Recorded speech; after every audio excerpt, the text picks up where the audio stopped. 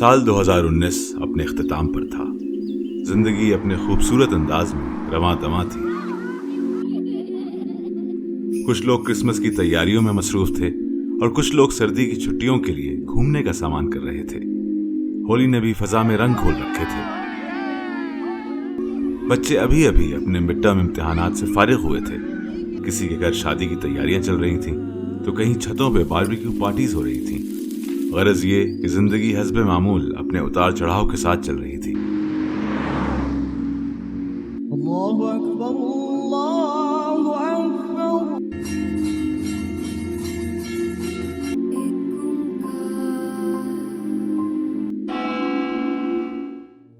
एकदम ही चीन से खबर आई कि एक बीमारी वबा में तब्दील हो गई है। लोग तेजी से इन्फेक्ट हो रहे हैं और मौतों का अंबार लगा हुआ है। लेकिन ऐसी खबर कोई बहुत अजीब बात नहीं थी। दुनिया की तारीख में और दुनिया की किसी न किसी खित्ते में ऐसे अमराज उठते रहते हैं।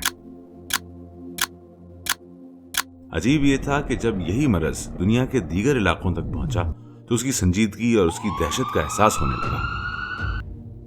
27 जनवरी 2020 को कोविड-19 का पहला केस इंडिया में दर्ज हुआ। ये केस केरला में पाया गया। India's first case of coronavirus has been reported from Kerala. लेकिन उस वक्त भी किसी के वहमो गुमान में नहीं था कि आने वाले वक्त में ये छोटा सा वायरस पूरी दुनिया को अपनी गिरफ्त में ले लेगा। वक्त गुजरता गया और देखते देखते दुनिया के दरवाजे बंद होने लगे। मुख्तलिफ ममालिक अलग अलग किस्मों का लॉकडाउन लगाने लगे।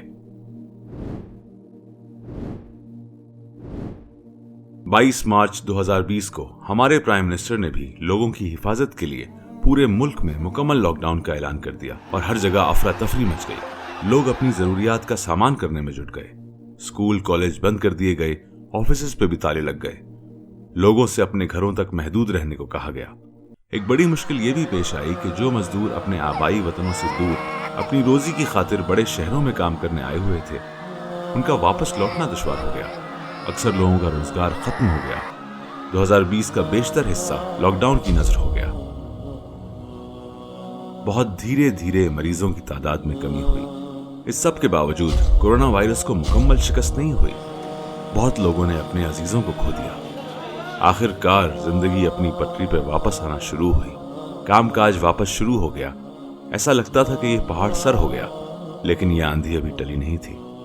कोरोना वायरस की दूसरी लहर उठी जिसने हर उम्मीद पर पानी फेर दिया।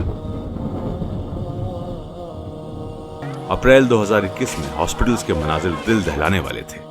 हर घर से किसी मौत की खबर आती थी। कई बापों ने अपने बच्चों के जनाजे उठाए। जिंदगी हमसे यूं रूठ गई जैसे हमसे कोई गुनाह सरजद हो गया हो। ऑक्सीजन की मार ने सांसों तक को महंगा कर दिया। एक तरफ जहां लोग अपनी जानों को बचाए हुए घर पे बैठे थे, वहां दूसरी तरफ लोगों के कारोबार चौपट होने लगे। यूं लगने लगा कि अगर मसाइल छोड़ देंगे तो वसाइल तोड़ देंगे, या उनकी कमी। मगर जहां इंसान मर रहे थे, इंसानियत जिंदा हो रही थी। लोगों में इस अनदेखे दुश्मन के खिलाफ एक जज्बा पैदा हुआ। ऑक्सीजन सप्लाई के लिए जहां सिखों ने काम किया, वहां मुसलमानों ने हिंदू भाइयों के अंतिम संस्कार में मदद की। लकड़ियों की कमी और शमशान में जगह की कमी को पूरा करने का जिम्मा लिया गया। हिंदुस्तान की मुश्तरका तहजीब फिर जी उठी। When 36-year-old Rajendra Bagri died, आपस का हर फर्क मिटा के लोगों ने एक दूसरे का हाथ बटाया। भोपाल ने और भोपाल की आवाम ने भी अपनी सखावत से डूबते हुओं को साहिल तक पहुंचाया। ऐसे कई लोग थे जो न सिर्फ अपनी छत से बल्कि खाने पीने से महरूम हो गए थे। ऐसे लोगों की, जिनमें कई माइग्रेंट वर्कर्स भी थे, मदद की गई और उनकी देखभाल का जिम्मा उठाया गया।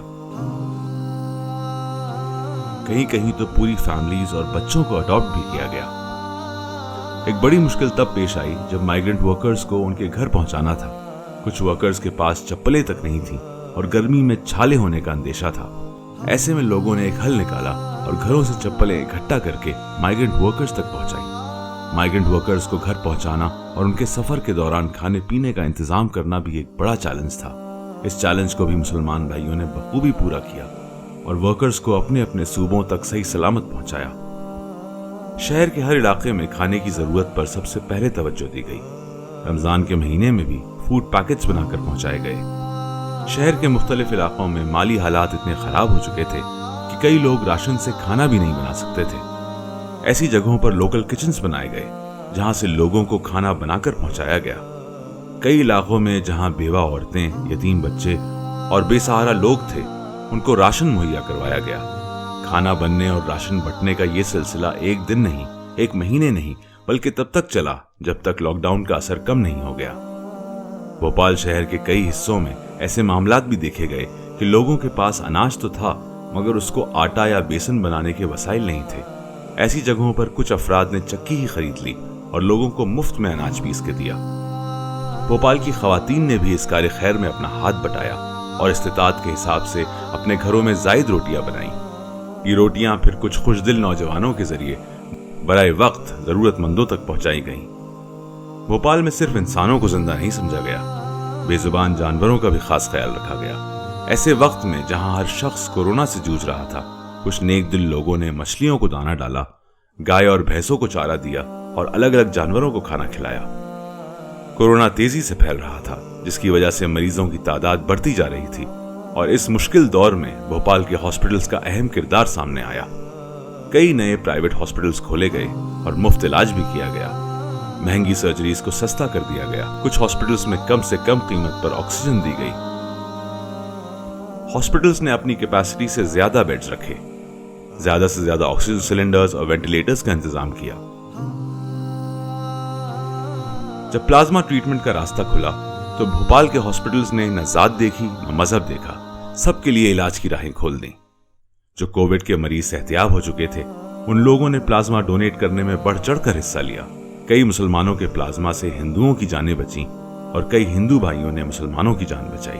कोविड के मरीज सिर्फ जिस्मानी तकलीफ में मुब्तला नहीं थे, कई मरीज हॉस्पिटल्स में बंद डिप्रेशन का शिकार हो रहे थे। भोपाल के कुछ साइकोलॉजिस्ट्स और वॉलंटियर्स ने क्वारंटीन मरीजों की मेंटल हेल्थ का भी ख्याल रखा। ऐसे पेशेंट्स की न सिर्फ काउंसलिंग की गई, बल्कि मरीजों को अपने घर वालों से वीडियो कॉल्स के जरिए जोड़े रखा। कुछ मेडिकल स्टोर्स ने फ्री होम डिलीवरी शुरू की ताकि मरीजों तक दवा कम से कम वक्त में पहुंचे। यही काम कुछ लोगों ने इनफरादी तौर पर भी किया और खुसूसन बुजुर्गों की बहुत खिदमत की। भोपाल के शहर वालों ने ऑक्सीजन सिलेंडर्स की कमी पूरी करने के लिए ज्यादा से ज्यादा पैसे डोनेट किए और कई जगहों पर तो नौजवानों ने लाइनों में लगकर जरूरतमंदों को ऑक्सीजन सिलेंडर्स मुहैया करवाए। इसी दौरान हमें कुछ अफराद की दूरअंदेशी और हकीकत पसंदी भी देखने को मिली। इन लोगों ने कब्रिस्तानों में पहले से कब्रें खुदवाने का सोचा, क्योंकि बढ़ती हुई लाशें सेहत और इज्जत दोनों के नुकसान का सबब बन सकती थी। हमने फिर ये प्लान किया, अपने एक्स्ट्रा से थोड़ी कब्रें खुदवा के रखें।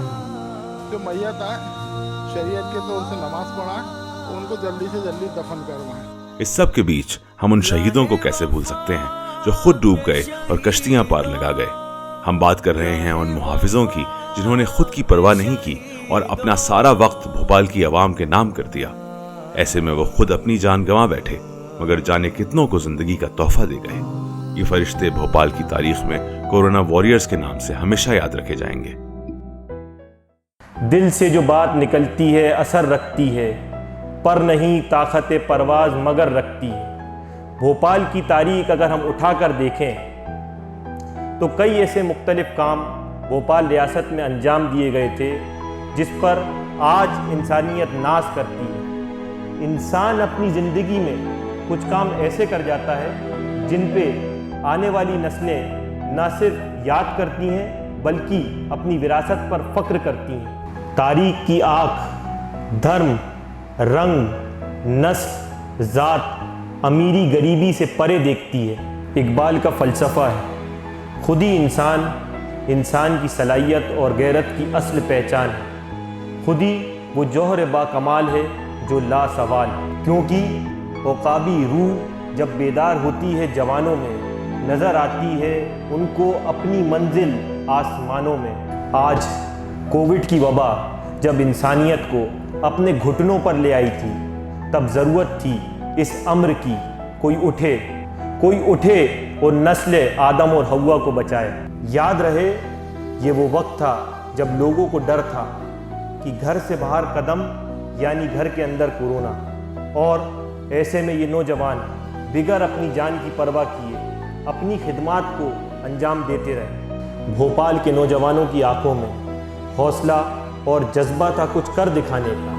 اور دلوں میں عزم تھا، امیدوں کو ہرگز ٹوٹنے نہیں دیں گے، جلتے چراغوں کو بجھنے نہیں دیں گے۔ یہاں کے ہر نوجوان کی سوچ ہے کہ جن میں اکیلے چلنے کا حوصلہ ہوتا ہے ان کے پیچھے ایک دن قافلہ ہوتا ہے۔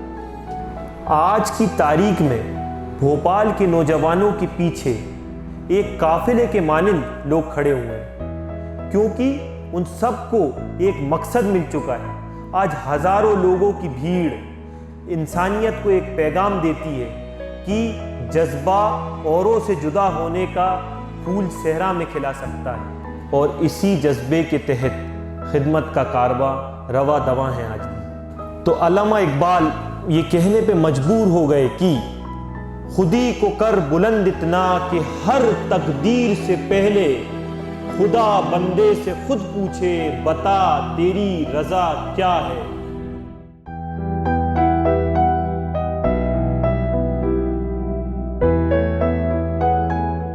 یہ ڈاکیومنٹری جلد ہی ایک تحریری شکل میں سامنے آئے گی، جس کے لیے ہم منظر بھوپالی صاحب کے شکر گزار ہیں۔ خنجر چلے کسی پہ تڑپتے ہیں ہم امیر، سارے جہاں کا درد ہمارے جگر میں ہے۔